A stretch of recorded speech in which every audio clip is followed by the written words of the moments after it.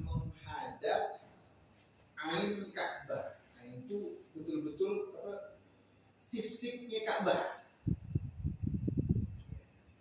Betul-betul menghadap fisiknya Ka'bah secara yakin. Dimuayyanah dengan memandang masjid atau menyentuh benar yakin. Ya. Buat siapa? Fi hakiman la haila baina wa baina. Ya.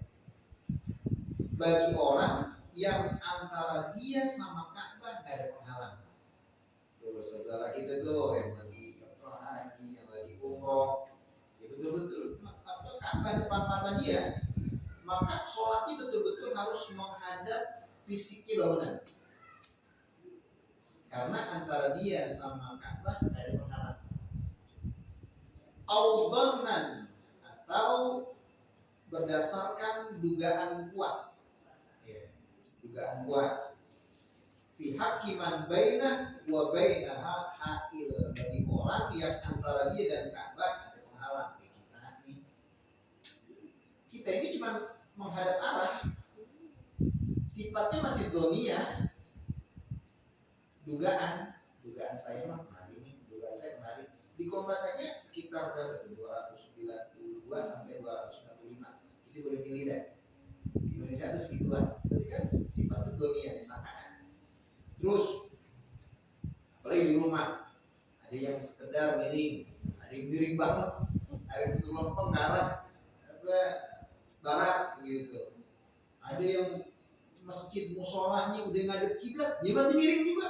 Ada percayaan masih kan ini udah ditimbang, masjid musola itu udah ditimbang pakai kompas, iya sesuai dengan arah kiblat, ya udah ditimbang.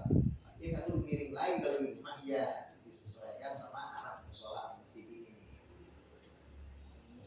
Intinya buat kita yang jauh cukup dugaan kuat, pakai pedoman kompas atau pedomannya ya masjid musola terdekat yang udah ditimbang. Lagi di mana-mana bisa nanya orang, Kalau yang lebih pintar lagi dia melihat matahari. Atau gimana pun caranya, jelas mesti dengan dasar dugaan kuat arah kiblat. Kecuali kita di depan Ka'bah tuh, mudah-mudahan kita ngalamin. Itu mesti betul-betul ngadep bangunannya, fisik daripada Ka'bah secara langsung. Oke. Nah, kemudian dua gitu ya syarat sahnya sholat. Yang pertama apa tadi? Masuk waktu. Yang kedua tahu arah kiblat. Wajib dan wajib. Yang ketiga nih, satrul aurati, menutupi aurat. Wajib nih dalam sholat kita nutupin aurat. Bisa tirin dengan sesuatu yang bisa menutupi pakaian atau apa aja. Pakaian nggak ada kalung, pakai kalung gitu. Pakai dedaunan boleh, ya boleh. Yang penting tertutup aurat. Tohirin yang suci, jangan yang bernajis. Kalau kita pakai pakaian umumnya ya, kita pakai pakaian ya pastikan pakaian yang kita gunakan buat menutupin aurat di dalam sholat mesti suci, nggak boleh bernajis. Ya. Suci itu artinya nggak ada najisnya, ya.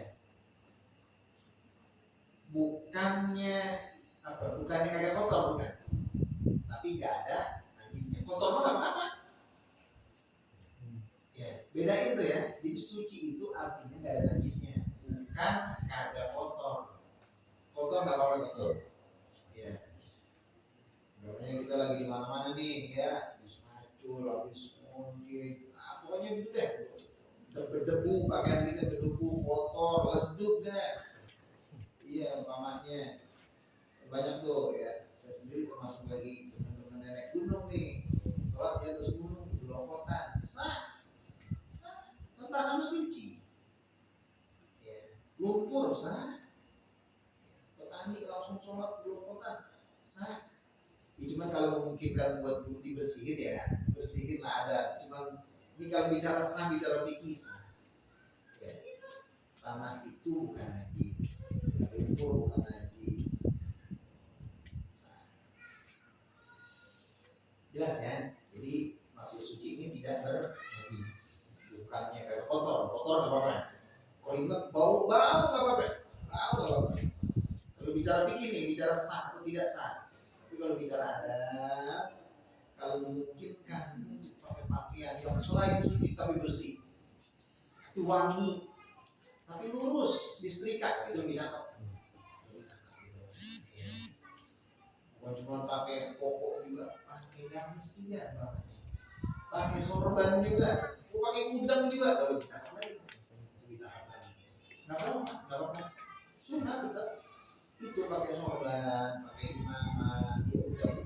Itu bukan cuma sunnah buat ulama, bukan cuma sunnah buat kiai, buat ustaz, buat habaib, enggak. Itu juga sama sunnah. Itu umatnya Nabi Muhammad SAW.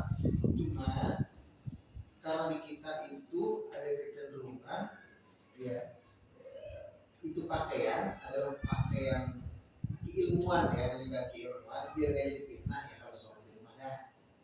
Ya, jadi kalau sholat di rumah, kalau sholat Jumat jangan jadi fitnah doang. Ini belum kuat diledekin. Ya karena awamnya orang kita begitu, padahal sunnah tapi diledekin. Takutnya kita nggak kuat, ujung-ujungnya agak sholat lagi di masjid sholat. Kalau di rumah pakai, beli sorban yang bagus, beli gamis yang bagus. Kalau sholat di rumah ya. Sholat di rumah tuh sholat apa? Sholat tahajud, sholat duha, sholat sunnah di rumah ya. Kalau sholat fardu memungkinkan buat di musola, buat di masjid, itu berjamaah di masjid dan musola. Jadi wajib nutupin aurat dengan sesuatu yang suci, mubahin, yang diperbolehkan, yang diperbolehkan.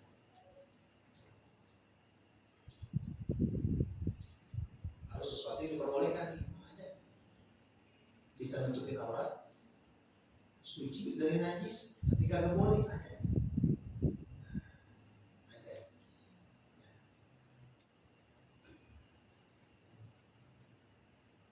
Cuman bedanya gini, kalau nutupin aurat dengan sesuatu yang suci, nah, itu syarat sah. Artinya kalau tidak terpenuhi sholatnya tidak sah. Nah, kalau tadi mubah yang diperbolehkan, berarti kan ada yang nggak diperbolehkan, mana yang boleh nyolong, sarung boleh nyolong, namanya ya, gitu. Termasuk gosok, apa sih gosok?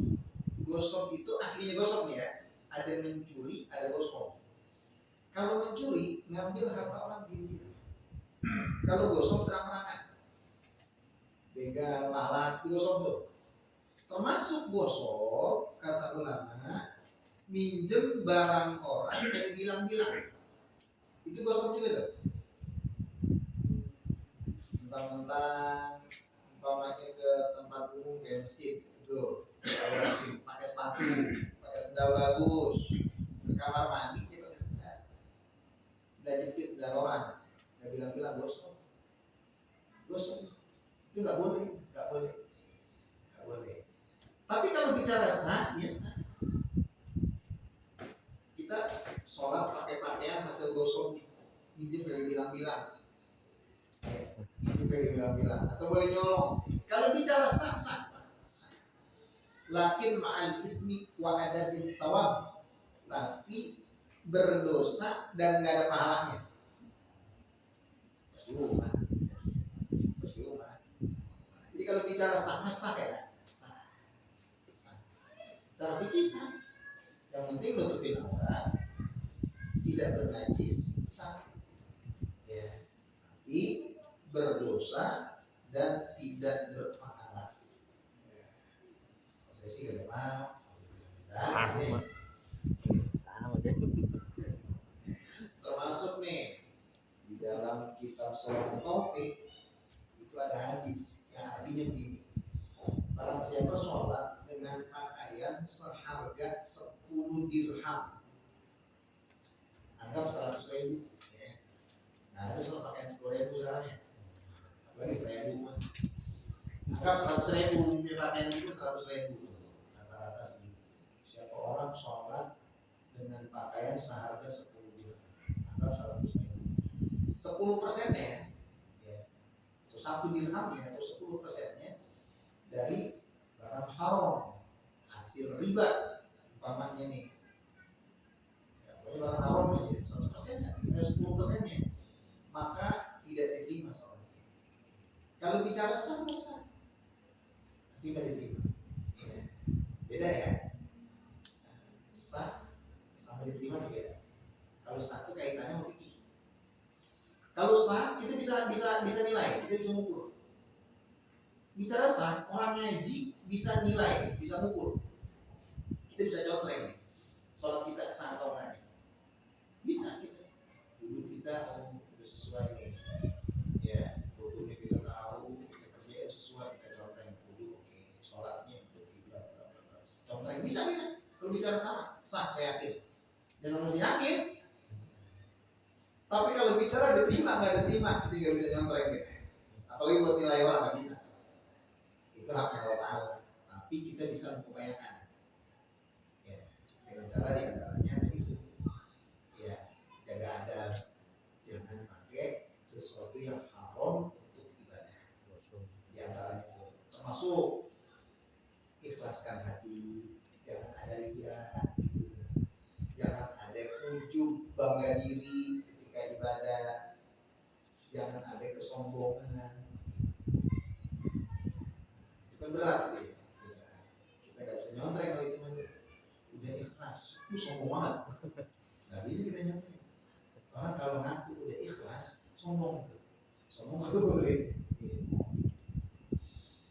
Ikhlasnya ikhlas aja, tapi ngerasa ikhlas nggak boleh. Oke. Masih tentang aurat. Ini syarat keberapa tuh? Syarat ketiga ya, tutupin aurat. Nah sekarang aurat laki-laki nih, auratnya kita. Aurat laki-laki di dalam sholat ya, di dalam sholat sama di luar sholat. Aurat laki-laki di dalam sholat dan di luar sholat, di hadapan orang lain ya, di hadapan orang lain. Mahram ataupun bukan mahramnya sama laki-laki. Apa? Ma baina sholati murubati, antara pusar sama dengkul. Antara pusar sama dengkul. Jadi pusar sama dengkul itu batas. Dan batas ini wajib tertutup dengan sempurna. Berarti di atas pusar, di bawah dengkul. Biar batas tertutup dengan sempurna. Itu orang laki-laki di dalam sholat. Ya.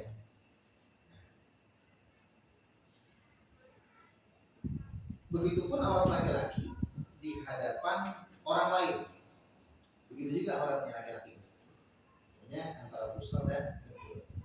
Wajib nutupin pusar dan dengkul. Wajib satu syai'in minas surah wa syai'in minar rukbah. Jadi meskipun batas wajib ditutupin. Jangan lepas banget. Pusar ya setengah tutup setengah kagak. Tentang batas nggak boleh. Jadi mesti di atas pusar gitu. Ya dengkul gitu juga. Itu aurat laki-laki di dalam sholat maupun di hadapan orang lain.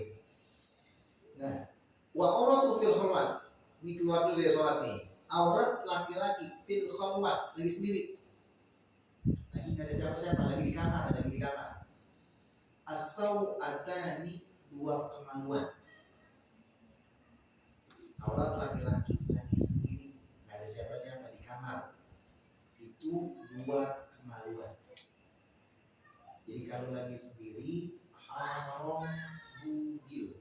Laki-laki ini haram nggak pakai apa-apa. Kalau mandi itu uzur, maka menutupi dua kemaluan saat mandi itu sunnah. Jelas. Tapi kalau nggak ada uzur mandi, lagi di rumah nih, berat banget namanya tidur gitu, itu aja nggak pakai CD ini haram hukumnya, nggak boleh minimal pakai CD, minimal pakai CD. Jelas ya. Jadi kalau laki-laki kalau lagi sendiri dua kemaluan, iya, paling agak pakai CD. Nyimpang sedikit, nggak ada maksud menjorok. Ajibnya syariat pernikahan, ajibnya syariat pernikahan. Ini kita lagi sendiri, memang kita lagi sendiri. Haram bugil, minimal pakai celana. Istri kita masuk, halal bugil. Yang tadinya haram, istri kita masuk halal. Ajibnya syariat pernikahan. Keberadaan istri kita malah menghalalkan.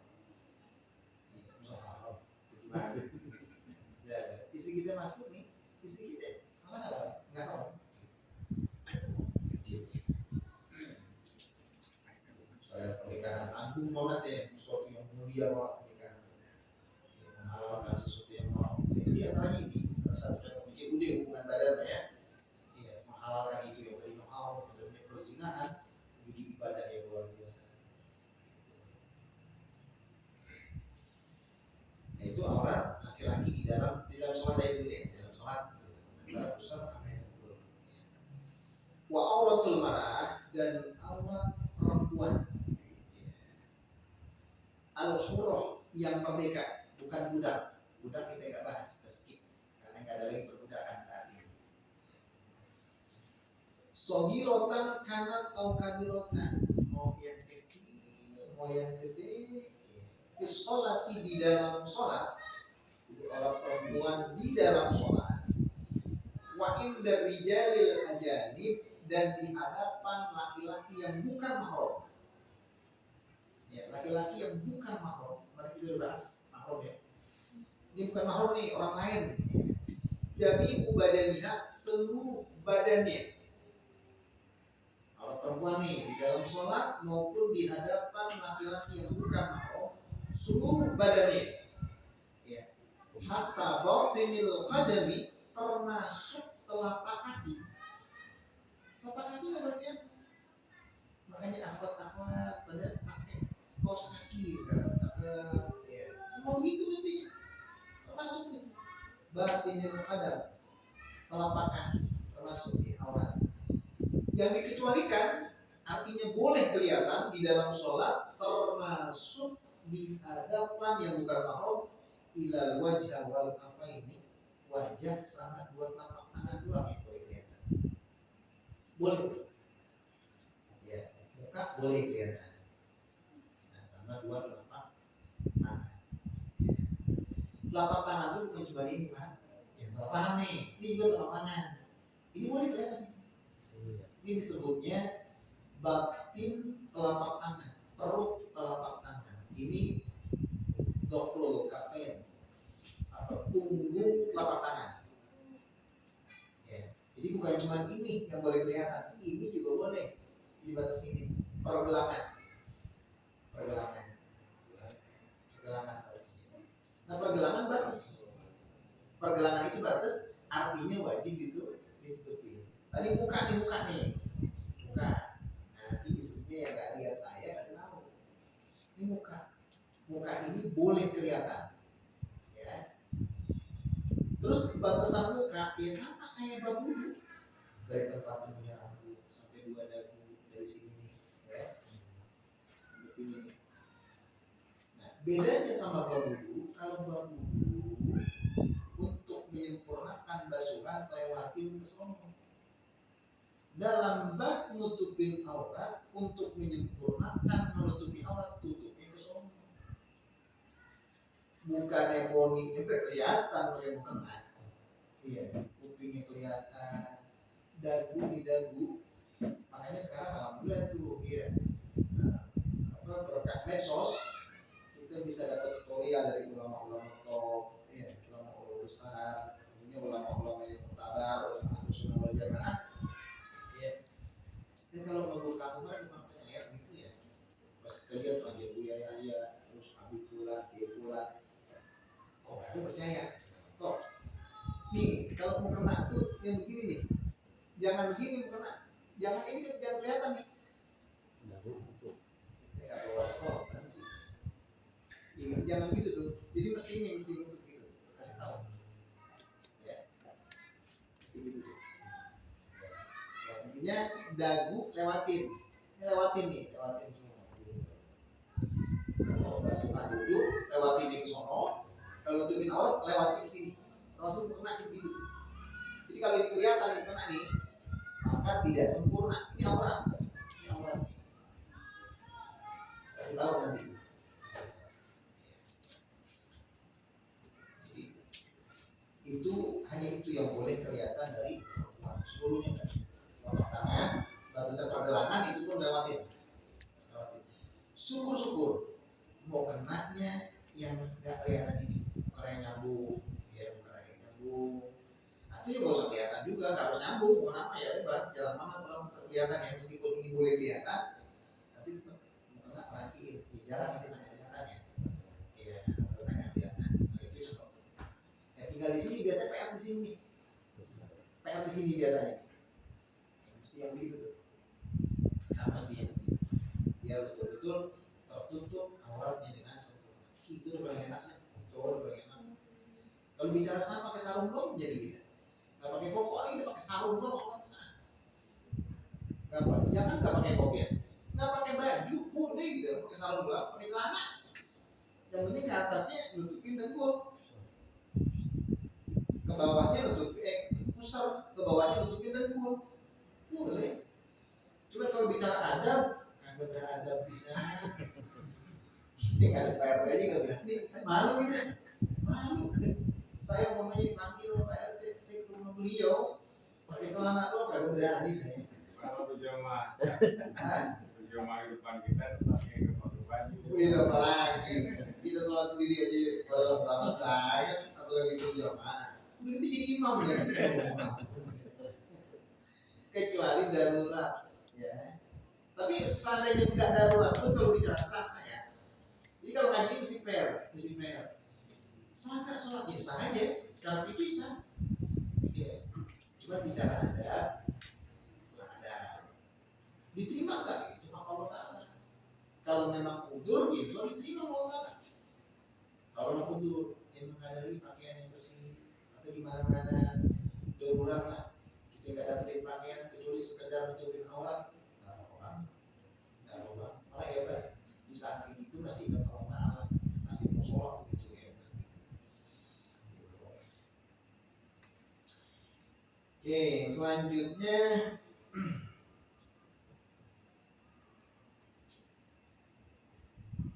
wajib dan wajib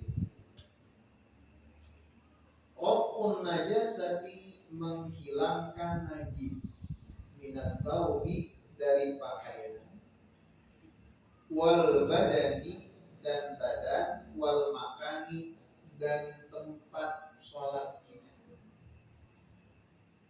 Jadi kalau kita sholat mesti bersih pakaian kita, badan kita, dan tempat sholat kita dari najis. Pakaian jelas ya, apa yang kita pakai, termasuk apa yang kita bawa. Kita ngomongin dompet, ya dompet kita mesti suci dari najis. Kita pakai kopi, pakai sorban, kita pakai apa lagi itu jam, cincin, harus suci dari najis. Badan jelas, badan kita tahu. Nah tempat sholat nih, ada tempat sholat. Tempat sholatnya mesti suci dari najis. Nah, ini mesti disampaikan nih, mesti dikaji, mesti tahu kita tempat sholat itu apa. Pakaian jelas, badan jelas, tempat sholat ini apa tempat sholat? Masjid, musola, harus suci musolanya. Nah, apa tempat sholat? Penting tahu tempat sholat, musola, masjid, harus suci. Oke, kalau kita maknai tempat sholat adalah masjid dan musola, berarti nggak boleh ada najis. Saya sholat di sini, di pojokan ada teh cicak, berarti nggak bisa sholat saya. Berarti bukan sholat, bukan masjid. Karpet, saya sholat di sini, dan kita ada teh ayam nih, teh cicak, berarti saya nggak sah sholat di karpet ini. Di ujung karpet sudah ada teh cicak tuh, nggak sah sholat kita berarti. Berarti bukan karpet. Sejadah, gimana sejadah? Sejadah juga. Nah, di karpet sejadah berbedanya sama aja. Satu pendek ukuran seorang, satu lagi panjang, buat bareng-bareng. Masalahnya apa definisi tempat sholat? Ini penting ini. Ya. Tempat sholat itu adalah ya, tempat yang kena badan dan pakaian kita selama sholat. Bukan masjid, bukan musola, bukan karpet, bukan sejadah. Sejadah kita ada di hijab, tapi selama sholat kita nggak kena badan kita, nggak kena pakaian kita. Sholat kita sah di atas sejadah itu. Benar? Ini nggak kena kita. Kalau keinjak berarti masalah kita tuh. Jelas ya. Kalau dimaknain sejadah, kalau di karpet, nah apa gitu? Lagi dimaknain musola. Ya. Terus soalnya rumah, itu sholat di rumah agak sangat parah gitu. Kayak cacing, kayak tikus, kayak kucing. Iya. Jadi tempat sholat itu adalah tempat yang selama sholat kena badan atau pakaian kita.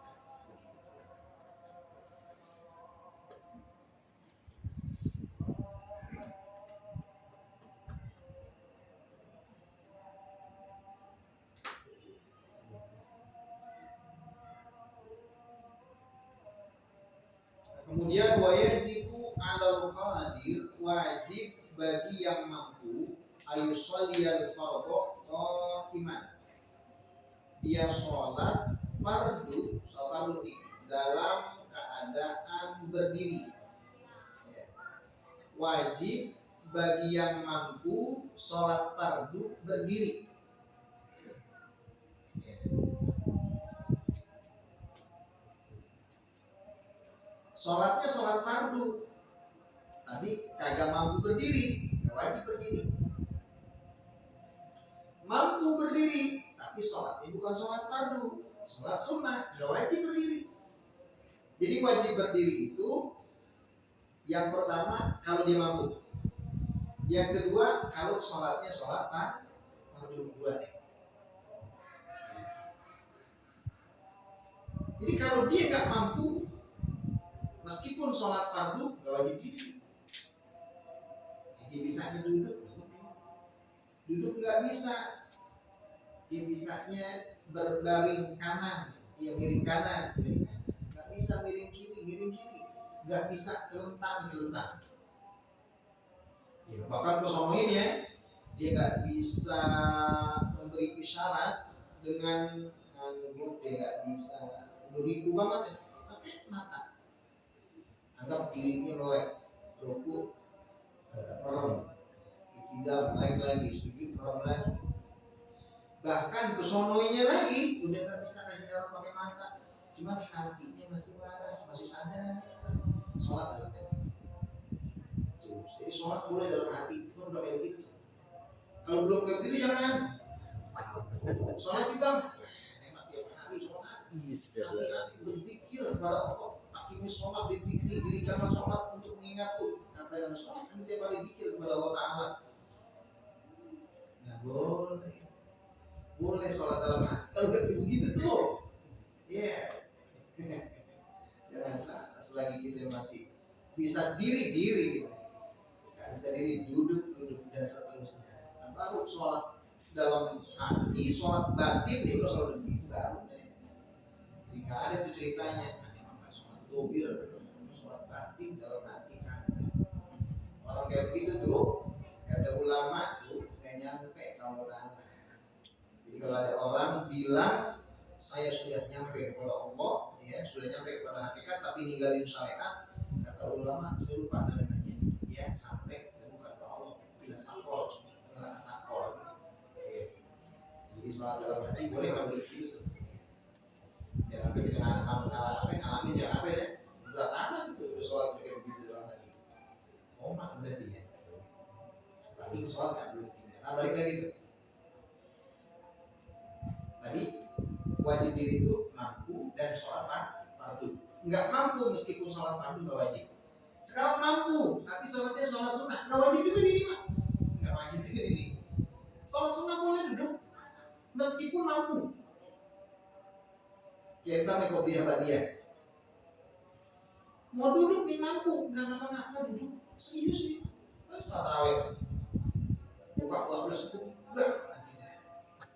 Enggak. Ya, daripada kagak sholat, duduk nggak apa-apa duduk. Duduk nggak apa-apa. Ya. Atau miring, kita tidur miring, nggak apa-apa sholat tidur miring. Tapi saran saya sholat.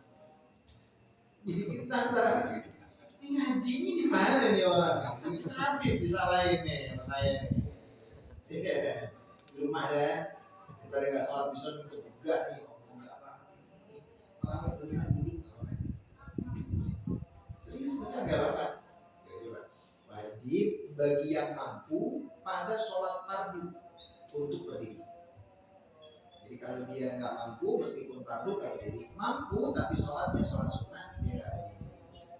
Jelas kira-kira ya.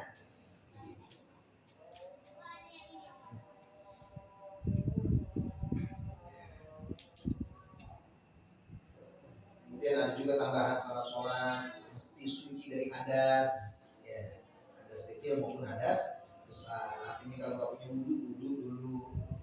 Kalau junub, ya wajahnya mandi dulu, ya langsung sholat. Terus juga jangan meyakini kepaduan sholat atau amalan-amalan yang wajib dalam sholat sebagai sunnah. Contoh yang wajib dalam sholat, Fatihah kan wajib ya. Nggak boleh kita yakini Fatihah sebagai sunnah. Itu sholat baca Fatihah, ya baca Fatihah hukumnya apa? Ini sunnah ya. Nggak itu sholat begitu. Jadi kita mesti tahu, karena kita nggak boleh meyakini amalan-amalan yang wajib dalam sholat yang disebut dengan rukun sholat sebagai sunnah, nggak boleh. Termasuk di antara salah sholat mesti menjauhi hal-hal yang membatalkan sholat. Sholat udah cakep, jangan sampai ada hal-hal yang membatalkan. Jadi sholat tanpa najis, jadi sholat banyak gerak sampai 3 kali, jadi sholat loncat-loncatan gitu, jangan. Gitu. Ada banyak nanti sholat, ada babnya nanti hal-hal yang membatalkan sholat, termasuk rukun-rukun sholat yang nggak boleh diyakini sebagai sunnah. Nanti bakal ada pelajarannya apa aja sih yang wajib dalam sholat yang disebut dengan rukun sholat, itu akan kita bahas.